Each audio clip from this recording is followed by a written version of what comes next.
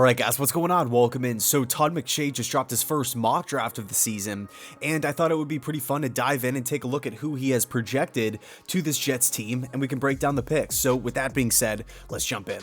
So with the fourth pick in McShay's mock draft, he has the Jets going with corner from LSU, Derek Stingley. Coming in at 6'1", 195, I would say Derek Stingley's biggest asset, his number one trait as a cornerback, is his athleticism. I mean, his vert, his speed, agility, quickness, explosion. That burst to come out of breaks. I mean, man, he is one explosive athlete, and I really feel like Derek Stingley's stock is going to rise post combine, after the 40 and all those numbers get locked in. But man, Derek Stingley, he can produce in man, zone. He has production defending against the short passing game, the deep passing game. One of the things that I really like about Derek is his ability to hang on the outside by himself. You don't necessarily need to give him safety help throughout the course of the game. Of course, once in a while, for sure, but not every single down. He's not a liability on the outside. And plus, when we take a look at his size and his range, again, 6'1", 195, he can go up against the bigger wide receivers in the NFL today. The AJ Browns, the Chase Claypools, the DK Metcalfs, the Julio Jones. He's not a liability. You don't feel nervous with Derek Stingley on the outside. He can hold it down out there. Okay, so of course, we take a look at this Jets roster. Corners a need. I love Bryce Hall. I love Michael Carter in the slot, two young players that the Jets have under contract for a long time moving forward. I like Brandon Echols, but I do feel like we need a little bit more talent, an extra body or two in this room. Obviously, it's been banged up this season with injuries and whatnot, and it's a super young room as it is. So I totally understand Todd McShay's perspective here. I get his point of view. Hey, the Jets need that number one lockdown corner. Add some talent to a position to make that room go from good to great. Okay, because Stingley really does have that potential. Now, I will say this. There's one big red flag with Derek Stingley. It's the injuries. You take a look at his 2019 season, he was fantastic. 15 games, 38 tackles, 6 interceptions, 15 passes defended against in the SEC. Crazy numbers, but here's the thing. In year 2, he only played in 7 games, missing some time due to injury. This past season, 2021, only 3 games. Okay, so overall, he's played in 25 collegiate games. 15 of those games came in year 1.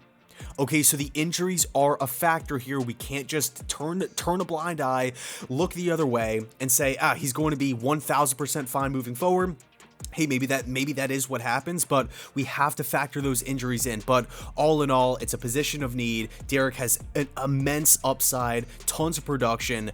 I definitely understand where Todd is going with this one. So with the 9th overall pick in McShay's mock draft, he has the Jets going with safety from Notre Dame, Kyle Hamilton.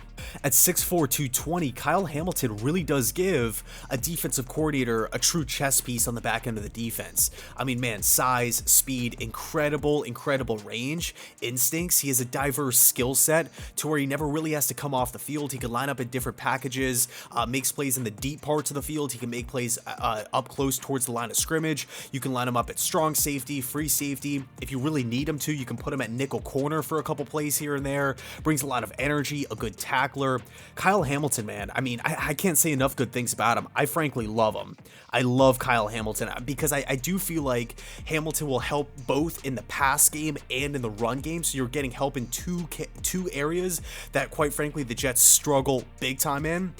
We're going to get into that in just a second, but you take a look at what he did this season in 7 games. He had 34 tackles, 3 interceptions, 4 passes defended against.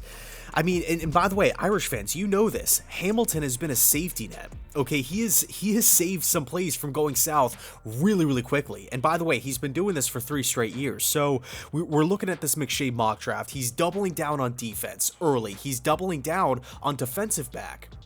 I understand it from Todd McShay's point of view because we take a look at this Jets defense, we are literally the worst in the league. The numbers back it up. The Jets defense is dead last in points per game, touchdowns per game, yards per play, interceptions, rushing touchdowns per game, and opposing completion percentage. So we need some help. Definitely. Okay, and by the way, this video can go on an extra 5-10 minutes if I want to talk about all the different areas where the Jets are ranked 28th, 29th, 31st. Those categories are just where the Jets are ranked last, 32 out of 32.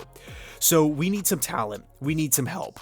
Will Joe Douglas do this on draft day? I don't know. Obviously, he has not really valued the safety position that much in his tenure with the New York Jets, obviously going into year 4 here for 2022, and we've seen the departure of Jamal Adams. We're going to see the departure of Marcus May, LaMarcus Joyner. If we're looking at the safety position right now for 2022, it's currently headlined by Ashton Davis.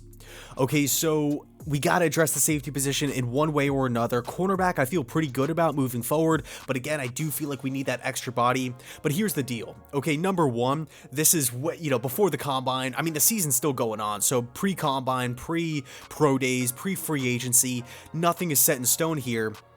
And by the way, the good thing about the New York Jets, and I know it's ironic, but because this Jets team has so many holes all across the roster, we're not pigeonholed into selecting 1 or 2 positions. We can go corner, we can go linebacker, tackle, interior offensive line, wide receiver, safety. I mean, really, the opportunities are endless here.